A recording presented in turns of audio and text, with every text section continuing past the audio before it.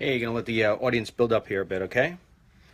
And so just stick with me for a couple of seconds until we get over 1,000. You know how it works. All right. And we'll go about it that way. Okay, showing we're building here. Sunday, this is going to be a very, very short walk and talk. I'm going to decide to do something a little different today. Considering it's Sunday, I want to give myself a little bit of a break. I'm going to spend a little time with my daughter playing basketball outside.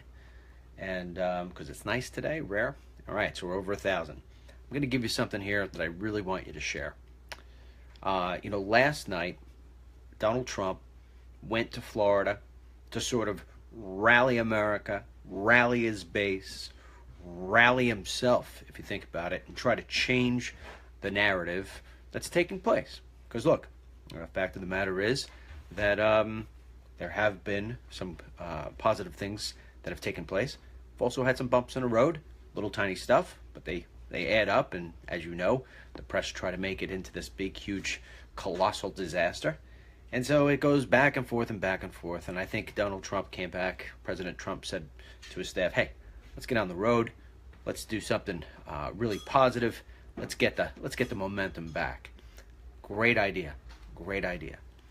And so he's out there giving his speech yesterday to a packed airplane hangar, and Trump, President Trump, candidate Trump, businessman Donald Trump, he likes an audience.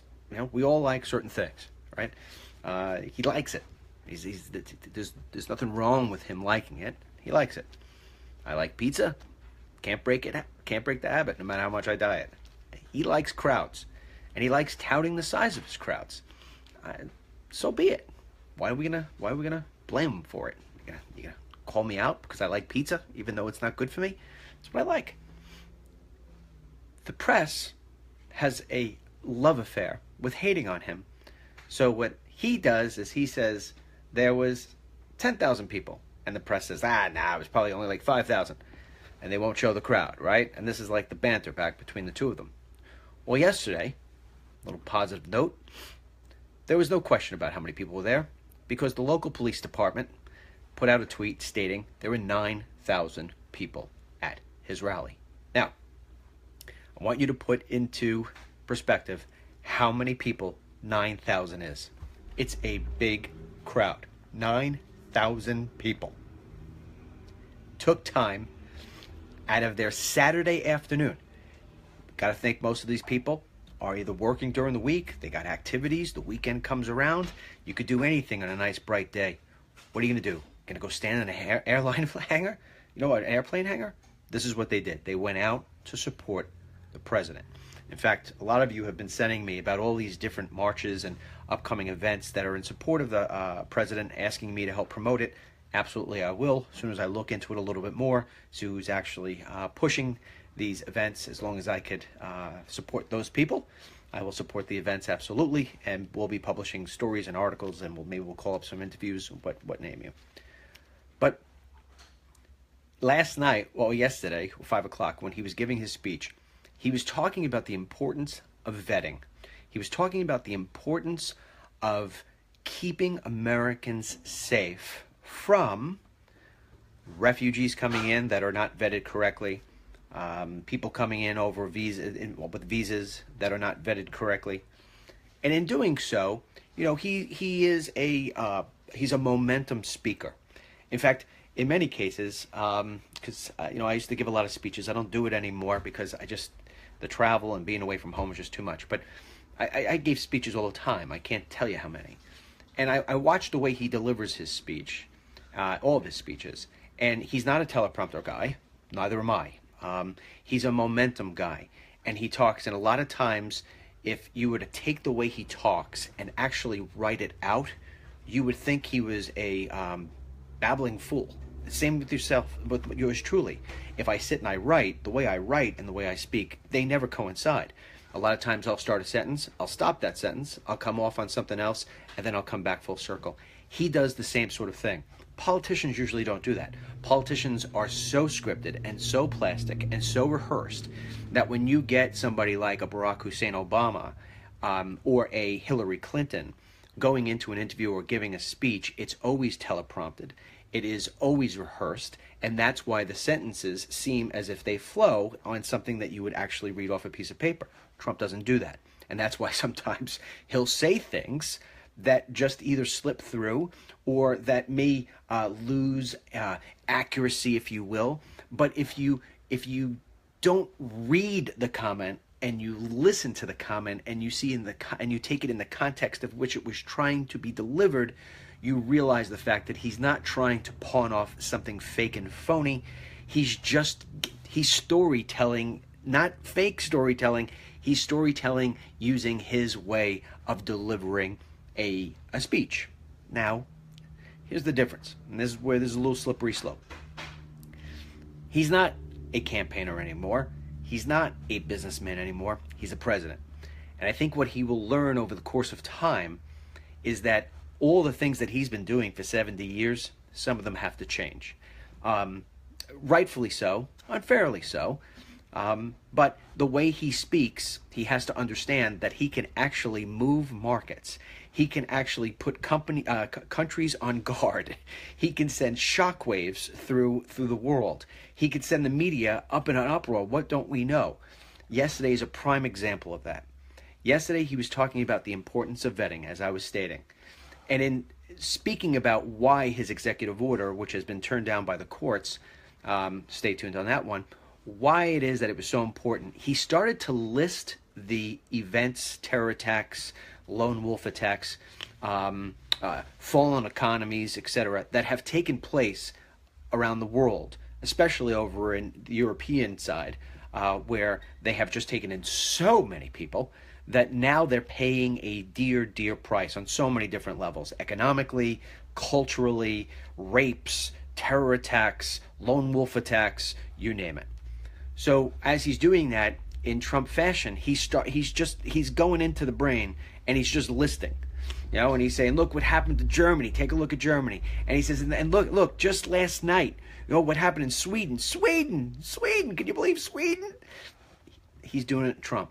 Now, was there a massive terror attack last night? That's what I was thinking. I see this massive terror attack. Wait a second. We're in the news business. What did I miss? I'm Googling, I'm searching everything or whatever. I'm looking, I'm turning on the news, I'm going to whatever. I mean, they all got Trump, and I'm trying to find different stuff.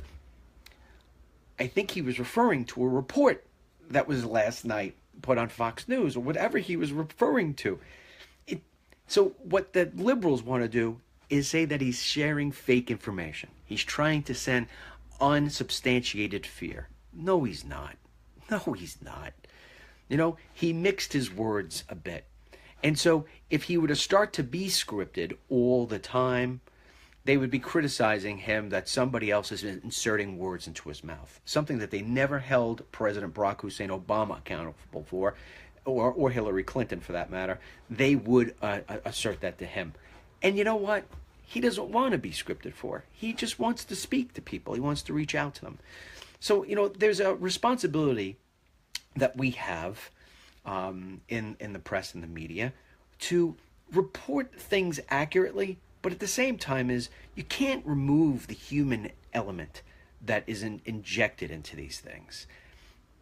And I know there's this shade of gray. He's the president. He needs to be a bit more accurate. So this way the people in Sweden are like, what happened? I don't know what happened last night. What happened last night? And so that's the story. But that's where it comes from. It doesn't come from a place of evil or malice. It doesn't come from a place of trying to sell a narrative so he can push his next executive order. It's not the case at all. The man is passionate about making America great again.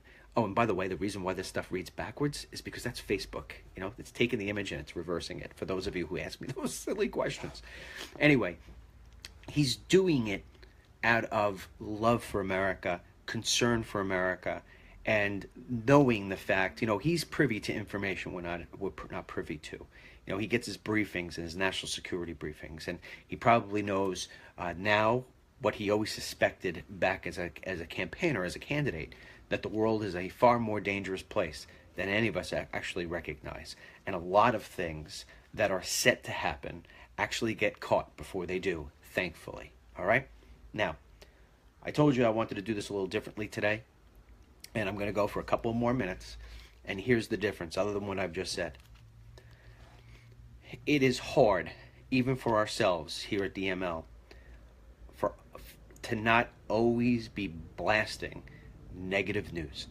I mean, it's just the world, unfortunately, and especially America, we have become a negative news culture. And you could blame yourself a little bit too. You got to take some responsibility. I'll give you a prime example. When was the last time that you were driving on a highway and actually slowed down from, let's say, 55 or 65 down to 30 or 20 to take a look at the beautiful new tulips that are springing up in the lawn to the side of the highway? Probably never. But how many times you've actually slowed down to look at that horrible car accident? And that's what sells, unfortunately. Whether that's, and you know what? If we were to all stop and take a look at the tulips and the roses and smell the roses a little bit more, we'd probably be a lot happier as a society. But the news, you know, there's a statement in the news. It's an old saying: "If it bleeds, it leads." And unfortunately, those titles usually get a bigger response. So, that said, what I wanted to do today, I can sit here and tell you about the Republican New York guy who told Trump to stop with the tweeting and focus more on policy. And I can sit here and tell you about all this other different stuff. But instead, I'm going to just take a couple of seconds here and tell you some of the good things that Donald J. Trump did this week to try to make America great again, aside from just having his rally. And I wrote them down. First of all, as I've already told you, 9,000 people showed up to support a man 30 days in his presidency on a Saturday afternoon. That is quite impressive. But earlier in the week, he signed Resolution 38. It is it changes what was an anti-coal legislation. So what he's trying to do is he's trying to spur back the energy here in America. Try to make it so this way we could be energy reliant on ourselves and not on foreign countries. He actually did another thing. He stopped a regulation that was put in against energy companies by Dodd-Frank. He changed that. And what he's trying to do, and I love this because this was one of the things that I was pushing 2 years ago when I was exploring. I think one of the, when you look at, economies are all cyclical, meaning they have their ups and they have their downs. Every president obviously takes credit for the ups, and he passes the blame on the other president for the downs. But the fact of the matter is, yes, that each president can do things to make the economy better and to make the economy worse, but economies are by and large cyclical. They have to go through this cycle. That said, there are certain things that can really help drive an economy, that can sort of bring that next wave of growth to an economy. The last big one, if you will, was the internet. Excuse me, right? Back in the 90s, we had the big internet boom, and we had the advent of places like Amazon and YouTube and Yahoo and Google, and all these things came up, and the ability to use the internet as a way of communication, but also to do transactions, business to business, business to consumer, consumer to consumer, right? eBay, all different things like that. That was the last boom, and we're still benefiting greatly from that boom. Could you imagine if we didn't have the internet today, right? So, this isn't something that's been around for 100 years. This was a boom in America. I personally feel one of the greatest new booms that we can have is in the energy sector. I really do. I really do. First of all, I can't tell you how many sour events take place overseas because of oil. If we were to be able to be more energy sufficient ourselves, just reliant on ourselves, self-sufficient, a lot of the crap that we have to deal with over there would go away. So I think that is a place for unbelievable, untapped growth. And I love seeing him do something like this. Now, here's the thing. That's a boring topic, okay? That's like stopping to look at the tulips.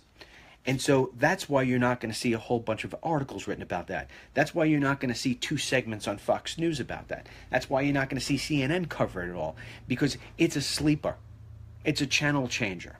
Well, one of the things that we're going to do with our new shows as they start to launch, and I think we're probably about 3 weeks, maybe 4 weeks away from when we have the first one with Harlan and myself, which is going to be broadcast every single night, Monday to Friday, at 8:30 p.m. Eastern Time. And then after that, it stays on there. And we figure we'll get in just as O'Reilly starts to get really boring and full of himself, and just before Tucker Carlson comes on. So it's going to be a half-hour show, the most powerful half hour there is on television, on the internet, you name it. But what we're going to do is we're going to take time each night to give you what is happening positive in this country. So this way you can get something positive to chew on. All right? Now, that said, moving on. Another thing that didn't get it didn't get what it should have gotten in terms of headlines. You know, the president cares a lot about women. Yeah, he's been married a few times. Yeah, he got caught with the not so polite comment on the Billy Bush bus. But you know what? Any guy, or any gal for that matter, who has never said anything that they would like to put back into their mouth, all right, step forward. All right, we've all said things that we wish we didn't say. We've all said things that have probably gone a little bit past pushing the envelope over the course of time. The difference being is that we're not all celebrities who have a microphone on us at 24/7. All right, so let's look at things on even ground, shall we? But if you get past that, President Trump, if you really look into his past, he has always been an advocate for women. He has hired tons of women in the Trump organization. The way he treats his daughters, the way that he treats Kellyanne Conway. I mean, you can just blatantly see that this man treats women on even playing fields as he does men. All right? You talk to somebody who knows him, somebody who works for him. I remember when I had the Newsmax program, twice I interviewed a woman from Florida who had worked for him in the real estate division. She was high up, and she said, he's the best man I've ever worked for. You know, that's a strong statement from somebody. And she says, I've had a bunch of different jobs. He's the best I've ever worked for, the most fair person I've ever worked for. Even the other day, when Kellyanne Conway sort of ran into a brick wall, if you will, because she was trying to support Ivanka Trump, what wound up happening was that she took this backlash because she actually, according to some people, violated an ethics rule. And she wasn't trying to do it in a nasty way. She wasn't trying to be dishonest. She wasn't trying to break rules and say, I could do whatever I want. She was just trying to help somebody who was down. And that was it, who was unfairly getting kicked to the ground. Well, in an interview that she had with Martha McCallum on Fox News, she was asked about that, and she didn't want to give any comments about it. You know, she was probably advised, just let it go. But she did go out of her way to say one thing, and she said, I wish all women would have the sort of boss that I have, because the way he treated me today with what was going on was absolutely amazing. Okay, you know what? Nobody's paying her to say that.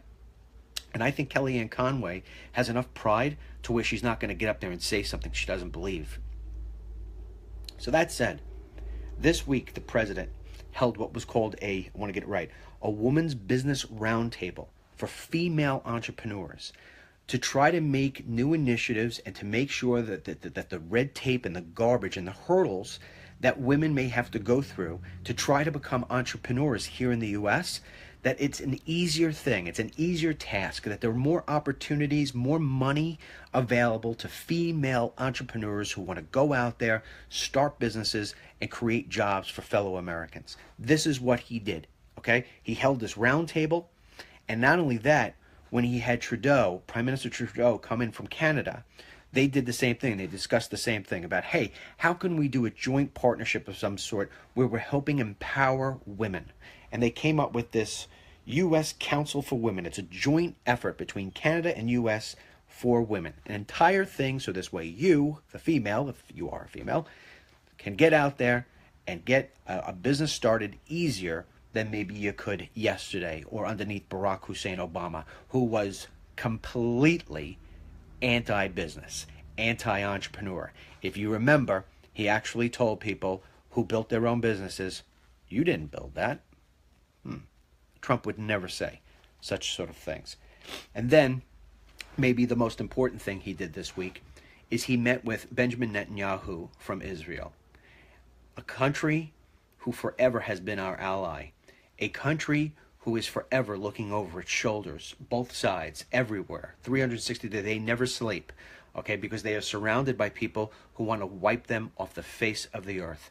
And forever they have known that they could sleep a little bit easier maybe at night, that they could go through their day a little bit safer, because they know that they have the strongest military and the most advanced country in the world protecting them, helping to protect them against Islamic terrorists who are just absolutely insane, and at the given moment, at any given moment, would wipe them off the face of the earth, not thinking twice about what that actually means. Well, President Barack Hussein Obama made Israel feel as if they were standing alone. He made them feel as if they were no longer cared for in the way that we had always cared about them.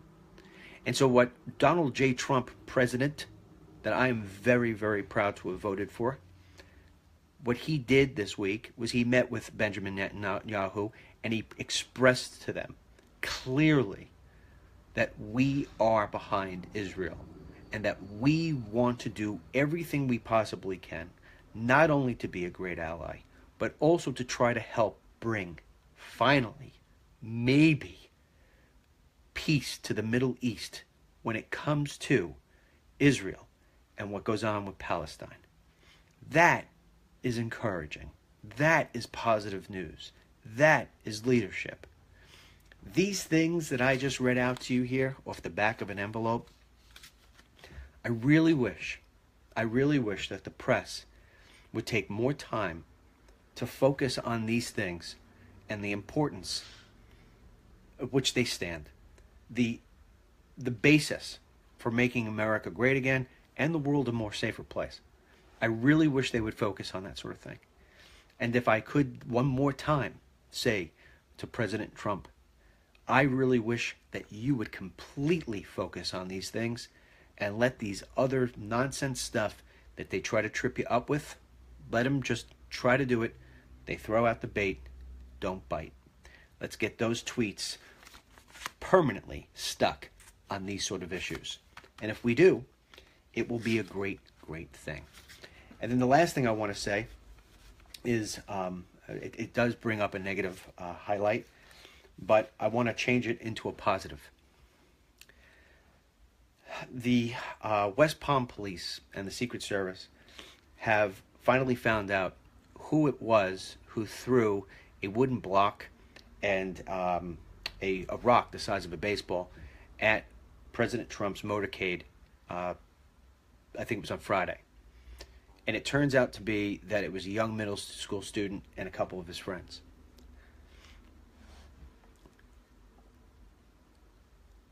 There used to be an incredible amount of respect for the President of the United States, whoever that president was. I remember in my home, my father was a U.S. Marine, still is. Once a Marine, always a Marine, right? And even though we were a conservative family, no matter who the president was, my father always said we had to respect the presidency. We had to respect the president. That we could disagree with him all we want, but that when the president was there, regardless of what it was, he was going to salute. When the president spoke, you were going to listen. When the president drove by, you were going to acknowledge. You didn't have to agree with the person. You didn't have to like the person, but you had to respect the person. Unfortunately, our schools and many parents in this country have really lost its way. And people forget that although we can agree to disagree, we are on the same team. And there is such an important message to be shared with your children and with your students, that you have to hold respect for that president. You do not throw rocks, bricks, and wood pieces at anybody, let alone the president.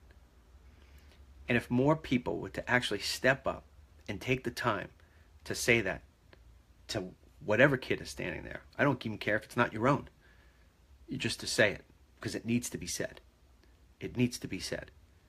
It's a sad time in America when we have children throwing objects with the intent to harm at the motorcade of our president.